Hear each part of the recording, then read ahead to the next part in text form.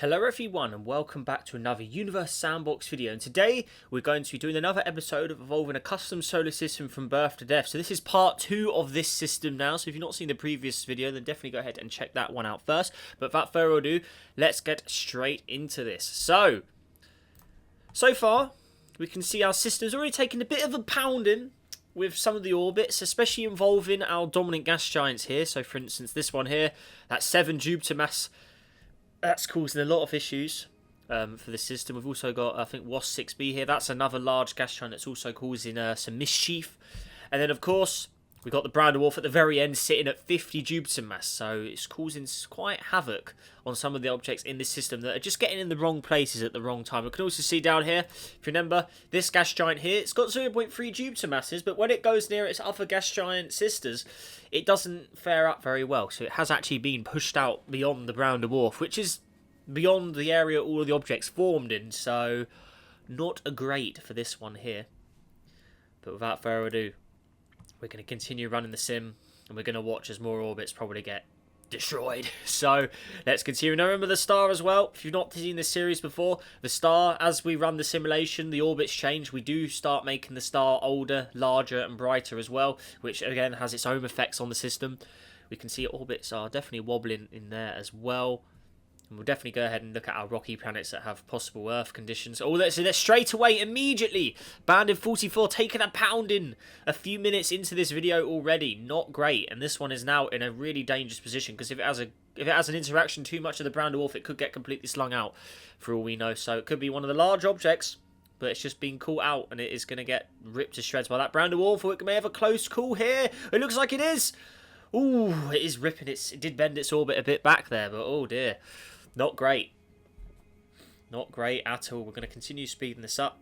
Go at maximum sim speed that we can actually run it at. But yeah, the brown dwarf here, all it takes is the wrong place at the wrong time and you're going to see some serious issues. But look how, see, the brown dwarf can do probably almost 2 orbits in the time it takes this thing to do 1 here. So that it's going round. Is it going to catch it up again? I don't know if he is. No, it's like it's going to... Or is it? Or is it? Oh, no, not this time. Now keep an eye on that brown dwarf, because eventually they're going to merge together again. And you know what's going to happen. Something is going to change. You can see at the moment the orbit is constantly changing as well. If we look at the settings here, that's not consistent. And it is changing a lot. Zoom in again. Let's just see what's going on in the mid sort of system. Because there's still definitely some changes going on in there as well. Between some of it was the ice giants that were having the problems. I think it was Enfer here.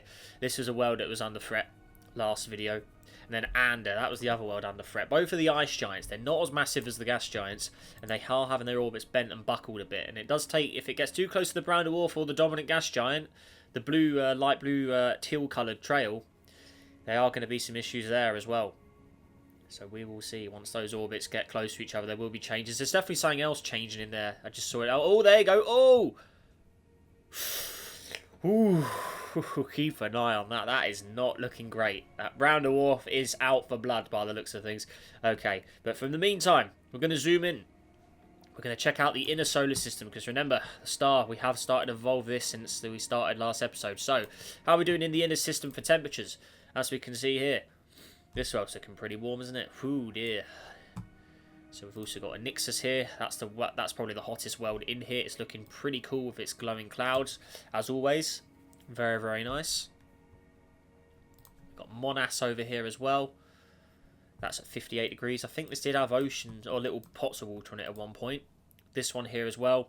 This one has that cool 2-tone atmosphere that we came up with. This object had water in the very early parts of this system. Oh, no, it still does have its water. Okay, so it is still chilling and hanging in there. What was it always saying? That's just sitting at 291 degrees. As we can see, most of it is going to be high temperature. So I'm surprised that water's still hanging on there. But I don't think it's going to be around forever.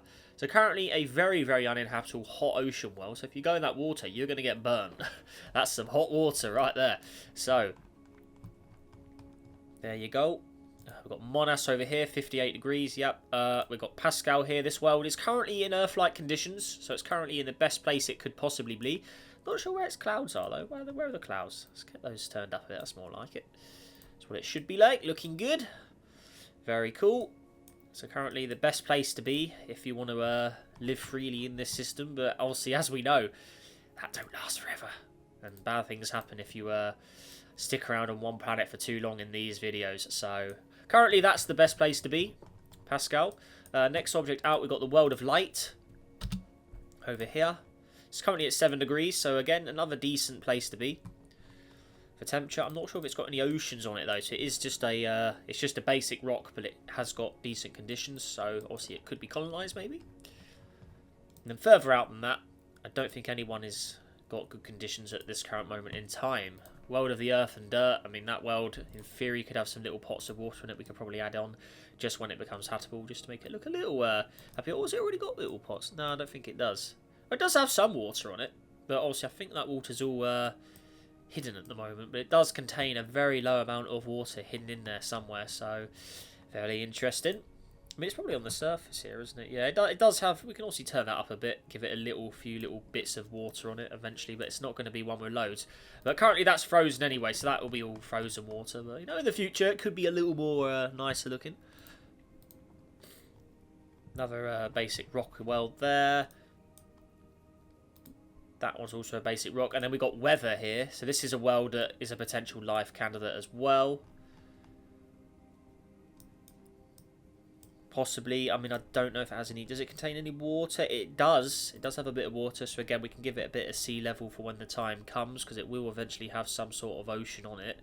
As you can see, though, it's pretty frozen up. But we'll leave that the way it is. The world of weather. And then lastly, the world of water. Well, this one's pretty self-explanatory. When the star warms up, this world melts. So, interesting. Not sure where its atmosphere's gone, though. I'm pretty sure it's supposed to have an atmosphere, but... Interesting stuff there. I mean, it should. I'm sure it had an atmosphere. Well, we're going to give it one anyway, because I want it to have one. So, give it a 180 bait. Oh, it doesn't like 180. Interesting.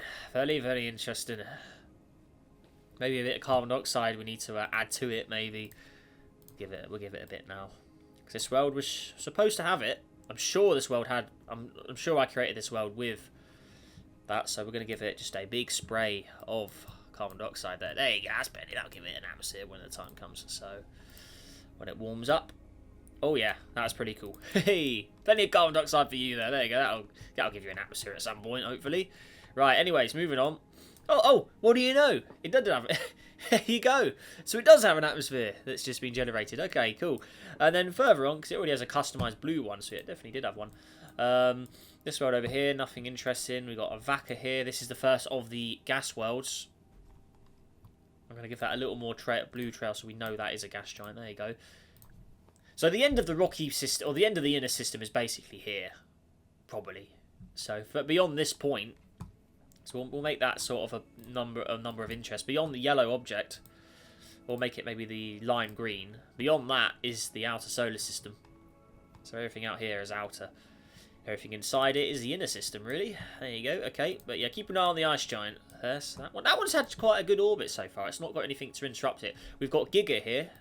This is another gas world, but again, it's in that inner region. It's not being upset by the dominant gas giant. This world here, WASP 6b. Again, these worlds are all in quite nice tandem, but once you go further out than WASP 6b, and you get to this guy, that guy starts destroying everyone who goes near him. I mean, this is one of the ice giants. We're going to give that more of a bright trail as well, so we can actually see it. There you go. Cool. And then we had Ander. That was the other one, isn't it? That was the purple one. There you go. It's just we can spot those guys a little easier. And then we'll go ahead and give it a save as well while we're here. And then that's our little recap out the way. So now we can really get involved in this system. So let's rock and roll. Here we go. Let things rumble. So there we go. Let's start getting the system evolved up. And we'll definitely have to do the next star upgrade at some point. So there we go. But again, let's keep an eye on that outer system, because I'm very concerned about that banded gas giant that's going to have a hard time in a minute. See any particles in here as well. There we go. Okay. So let's keep an eye. Oh! Ejection! Straight away! We've lost one! He is gone! And it looked like it got... Yeah. Its orbit crossed right where the dominant gas giant was. It is being slung! It is gone! Oh dear, it's a nice looking world as well, but it is escaped. It is gone. Oh dear. Oh, woohoo! And bye bye to you. You are out, completely out. So dominant gas giant has had the first blood. Even before the brown dwarf, dominant gas giant has killed him, and he is gone. Okay, not good. That's an ice giant completely gone. So that is getting deleted, because that's had it. That is bye bye. Right, there you go. First blood has been drawn. Okay. Oh, because I still see more orbits are getting bent and buckled in there. If you look carefully, Bandit 44 is now back in the system. It's back in the mate. It's back in there. I don't think the Brown Dwarf is going to leave that around for long, but its orbit has somehow managed to bend back inwards. Brown Dwarf is going to have a big effect on that for sure, though, when they next encounter each other, because I don't think that's going to last long. As soon as they get in the wrong place at the wrong time, we're going to see some big changes there. So, not looking good. Its orbit is still getting bashed about, but just wait till that Brown Dwarf picks it up, because that is not going to be too great. Keep an eye on those two there. Oh, dearie me. That's not looking great. Or just there. Oh, there you go. Oh, it's gone. Oh. Now it's further out now. Maybe its orbit will hold on a bit more, but we will see. Oh, yeah. I'm a little concerned for this guy here. And I reckon the Brown Dwarf could pick that up if it gets a little too close. We will have to see, though. But it's not looking too great for that guy, I don't think. I reckon they could have quite a close interaction at some point there. But, oh, yeah. Oh, more changes there. The banded world. Deary me. So it's pure carnage in the outer system. Past that dominant gas giant. It's just chaos. Absolute chaos. Meanwhile, the inner system's all nice and happy. And everything out here is just chaotic. Absolutely chaotic. So, not looking good. Not good at all. Oh, yeah. Oh. That banded world is still hanging on in there, isn't it? But I don't think it's going to escape anytime soon. It's still just getting torn around. But there we go. In the meantime, the star itself. I think it's time for an evolution phase. So, all the way down to Rigel here. Got to buff it up. So, size. We're going up to, say, 6 suns. Luminosity. We're going to go up to 10 suns now. So, a big increase. Well, yeah, about 10 or 11. Oi. 10, there we go. So save. And now we're going to see that Hatwell zone. So Pascal here, a world now under threat. As it is going to start getting warmer. So keep an eye on here. This is the one that's probably going to be the one to keep an eye on. Pascal and the world of light as well. They're the two in best conditions right now. Everything else closer is too warm. So not great. So keep an eye on Pascal. That's the one we want to keep an eye on. Look at that temperature skyrocket immediately. It is now past its safe haven in this system. And we're going to see that temperature start to increase. With more greenhouse effect, so not looking great. Let's do a couple years. Let's really get this rumbling. So there you go, increasing fast. Not looking good. 50 degrees already. Oh dear. So not good. But we should maybe start to see, you know, the next few worlds. The world of Earth is probably the next, and the next potential world is still very far away from that Hatwell zone. So we're not going to see any action or any Hatwell worlds for quite a while now until the star really does go evolving. But yeah, 100 degrees plus now, not great.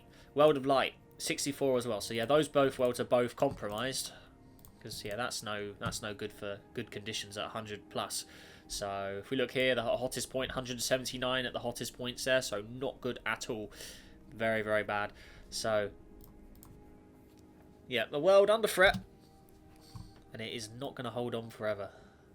If we slow down here. Maybe the green atmosphere needs to get corrupted a bit. Maybe it greys out a bit. You know, it's fading out. A little deeper, darker, more. Maybe it gets a little more Venus-esque, a little thicker as well. So not too good. Not too good. So 105. Is any points that are still cold? Yeah, still got some points in the minuses. So you're going to have to live in the southern regions for the time being. You're going to have to live in the south, I'm guessing. Somewhere where the sunlight isn't penetrating as much. Because otherwise you are pretty doomed. So there you go. Okay, let's continue. Maximum speed. There you go. Keep an eye on the outer system because there's still stuff changing over here as well. We'll throw a save in while we're here as well. But yeah, keep an eye on that outer system because you're not going to be liking some of the things that probably come out of here soon if you're anywhere near this Brown Dwarf. So, Bandit 44, we're looking at you again because you are the one that's had the most interactions. It's managed to hang on so far though, hasn't it? But I don't think it's going to last forever. Something's going to happen eventually. I'm quite surprised at those two ice giants. They're still hanging on in there as well because I reckon that those guys, they're going to have a pretty tough deal. There you go, some more interactions. Oh dear.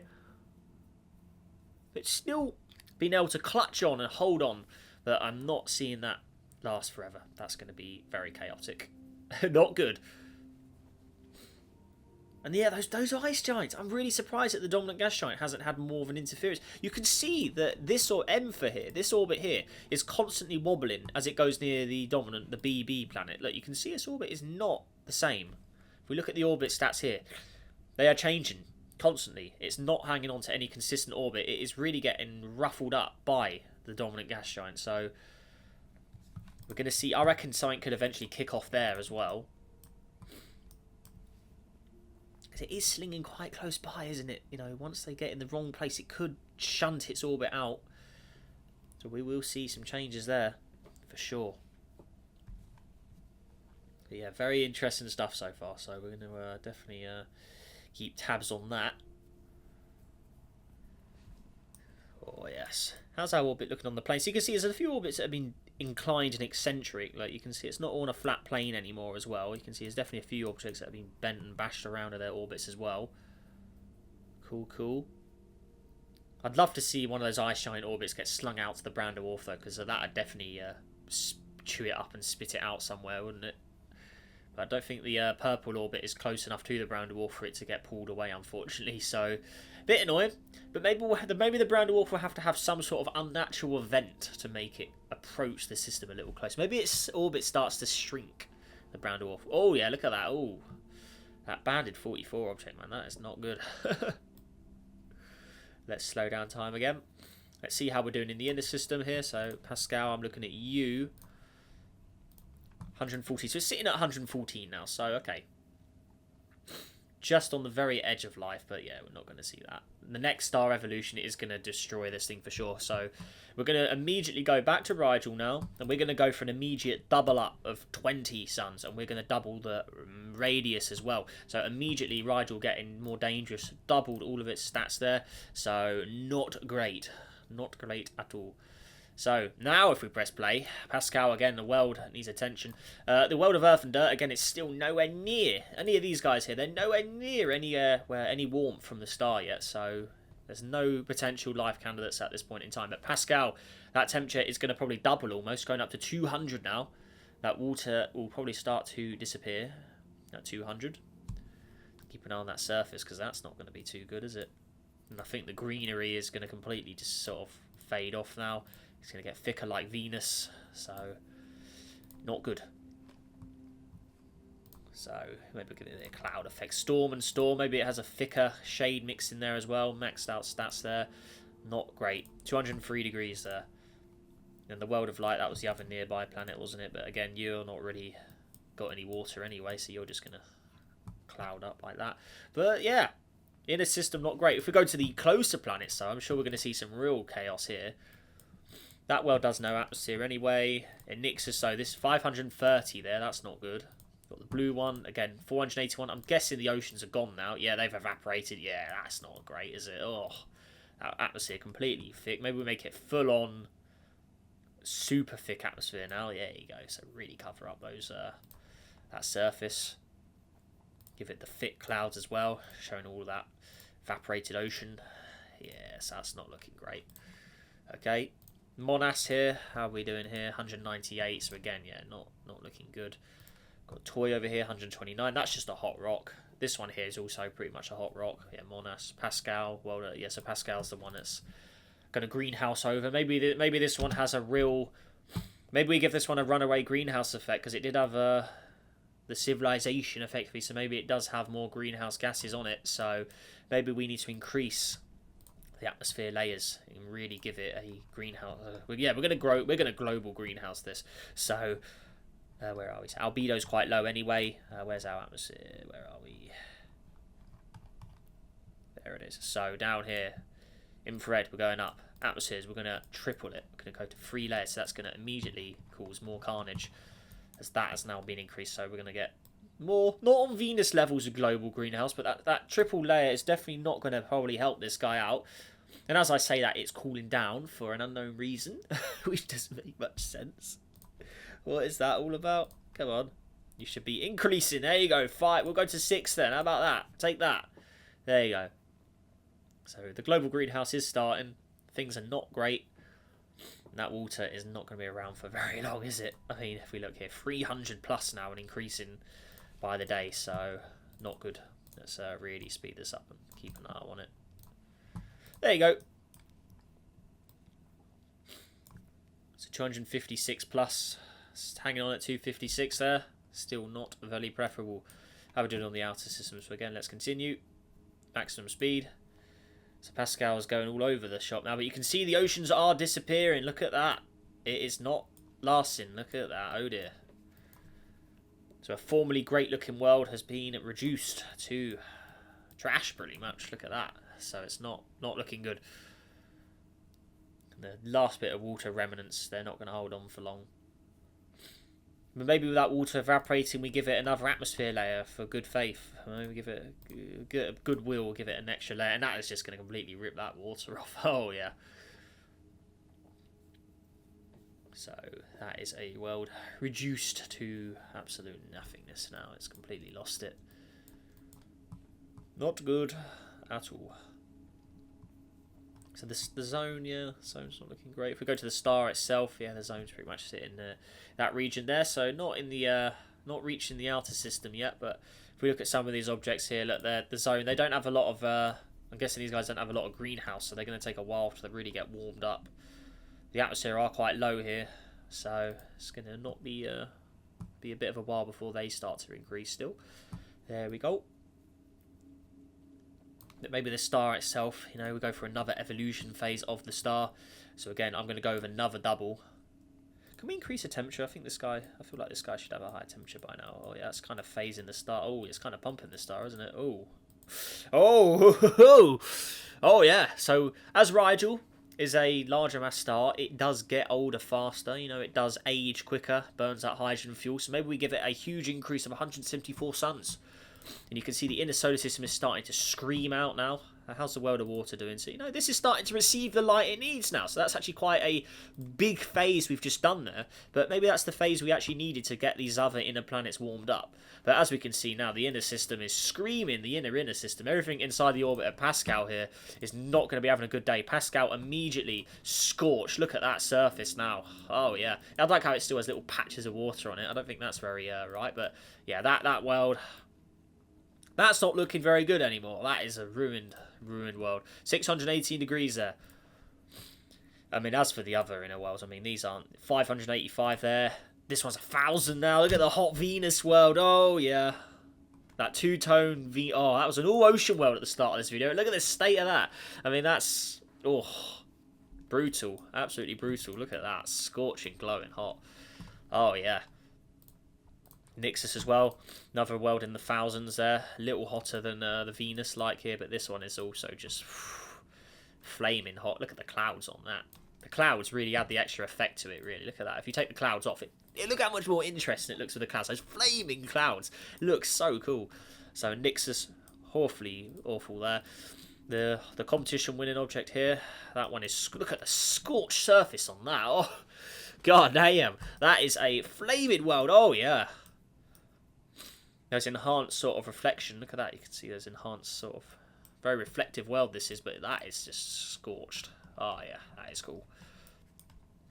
World of Light. I'm guessing you're not too great. These other just hot rocks, they're just sort of chilling. The World of Earth and Dirt, though. This is a world currently. It's got ocean patches on it.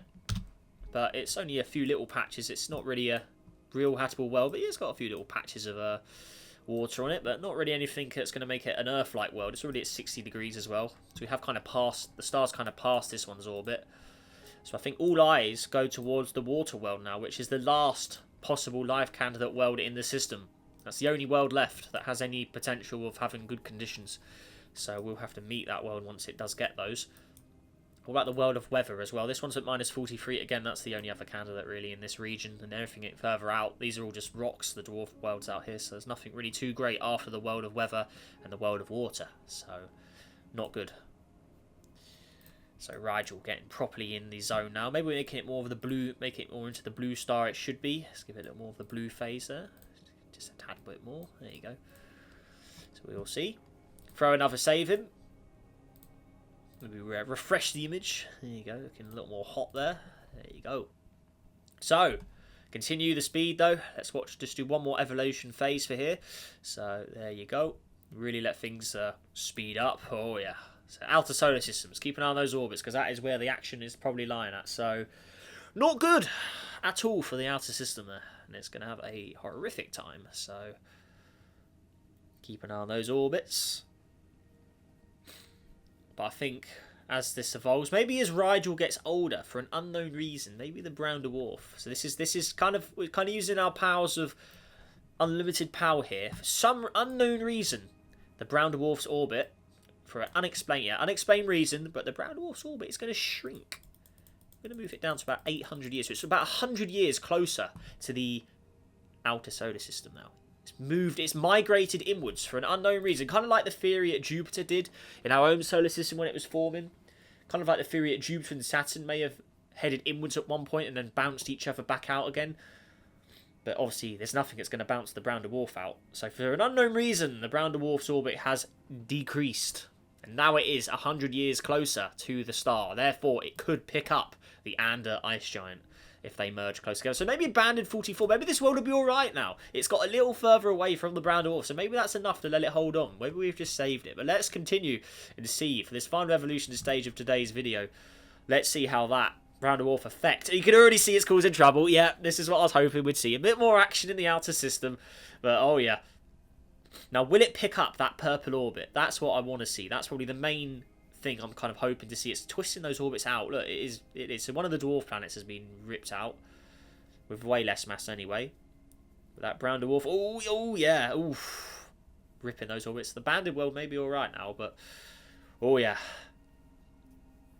So the brown dwarf is on a killing spree, and as I think as we move into next video as well, that brown dwarf orbit is going to decrease more and more, and eventually it's going to probably throw punches with the dominant gas giant. So we are going to see what happens in the next video, because that is going to be who's going to win that. I mean, what chaos is that? If the dominant gas giant's orbit gets bent, where's that orbit? Any object that collides with is still going to get thrusted around. So it's going to be, stay tuned for next video, guys, because that is going to be a brutal one with that brown dwarf merging inwards. That's going to be chaotic, so stay tuned for that. But yeah, as we're finished up for today, guys, let's just slow things down. Let's go back to the inner system, just see how Pascal's doing now, because that's the world at 500 plus, so not looking great there.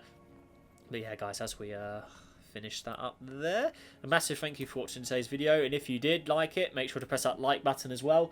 Help us on the journey to 40,000 subscribers, and definitely stay tuned for next video, because it's going to be a very, very interesting one and a very exciting one. So make sure to also press that like button as well. Let's see if we can go for a big 200 likes on today's video as well, guys. Really appreciate it, and yeah, let's really get this video out there, because these things are going to get very interesting next time. So yeah, stay tuned for that. But with all that all said and done, guys, make sure you stay safe out there. Have a great day, and I'll see you in the next video. Goodbye.